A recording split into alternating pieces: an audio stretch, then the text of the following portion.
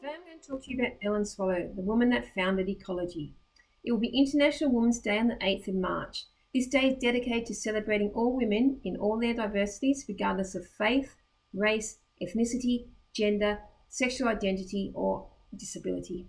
It is to celebrate women who paved the way before us, those who are paving the way now, and those who will be paving the way after us. It is time to celebrate the achievements of women, whether social, political, economic, or cultural, to highlight their inequalities they face every single day.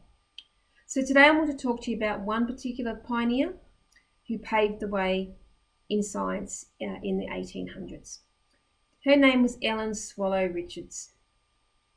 And this is a tribute to her contribution to science, especially to founding the discipline of ecology. As a professional ecologist myself, I personally have been benefited from her fortitude paving the way for women in science. So Ellen Swallow was born in 1842 and spent the first 16 years being homeschooled by her parents. And then she went and attended Westford Academy in Massachusetts. And lastly, she went to the newly opened Vassar College for Women in New York State, where she was constantly faced with the effects of a male suppression. A woman's place at this time was in the home and did not need higher education. The only educated careers for women at this time were as a teacher or as a nurse. However, Ellen Swallow had an interest in chemistry, and she liked studying everything she could in the laboratory, from shoe black to baking powder. But also, she loved the outdoors, and she would collect rocks and other matter and bring them back to study their composition and their different properties. So when she graduated from the Vassar College, she applied to many positions and to further her education, but all doors were shut for women. One of the institutions she applied at was Massachusetts Institute of Technology, MIT. The year was 1871.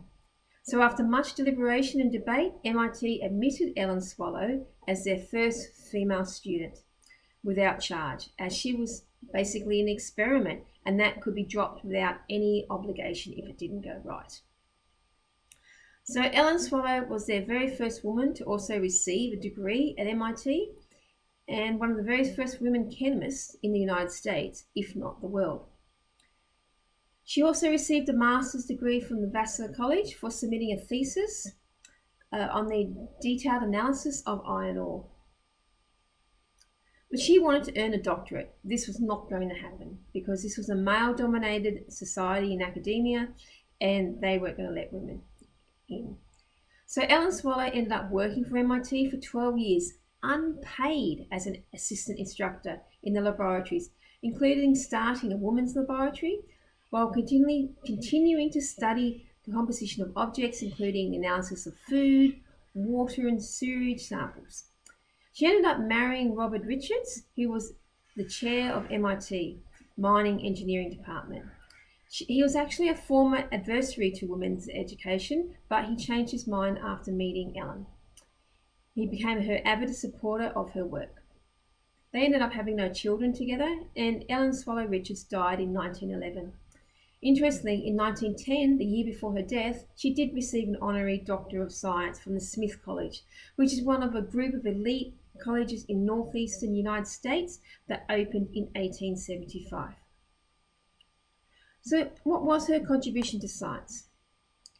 Ellen Swallow's water quality studies of bodies of water around Massachusetts led to the first water quality standards in the nation and the first modern sewage treatment plant. She also applied her knowledge to preparation of food, nutrition, and efficient housekeeping practices.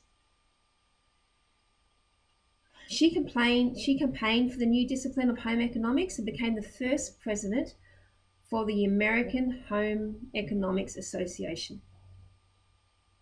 She was one of the first to see the relationship between human health and the natural environment. and spent her life trying to improve the living conditions for urban dwelling people. And this included proper housing, reduction in pollution in the air and also improvements in sanitation. This recognition of the interaction between people and the environment led her to predict and educate for the future on environmental crises and advance the ecological discipline as an environmental scientist. A quote from Ellen Swallow Richards is a popular motivational quote even today. And she said, "The environment that people live in is the environment that they learn to live in and respond to and perpetuate. If the environment is good, so be it. But if it is poor, so the quality of life within it." Ellen Swallow Richards did all this within the bounds of being a woman to ensure her work would be accepted in the times. For example, she published a book called The Chemistry of Cooking and Cleaning. However, in this book, this is where she detailed how women could cook nutritious meals and also about the concept of living in clean and airy environments, which would improve the health of the people. The plaque on Ellen Swallow Richards' ashes reads, "Pioneer, educator, scientist, an earnest seeker, a tireless worker, a thoughtful friend, a helper of mankind."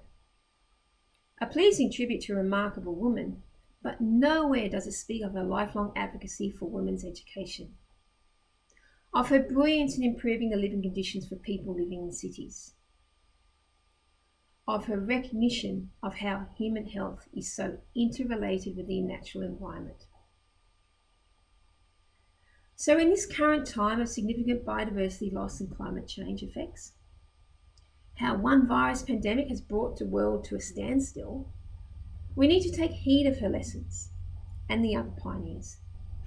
For myself, with a PhD in ecology, I am so grateful for the steps and the sacrifices she has made to show women that they are just as capable as men in the academic disciplines, and for bringing the importance of ecology and ecological balance in nature that is crucial for our very existence. So as we celebrate International Women's Day on the 8th of March, I will end this talk with a final quote by Ellen Swallow Richards, where she said, "I hope that I am winning a way which others will keep open." Thank you, Ellen Swallow Richards, and thank you, everyone.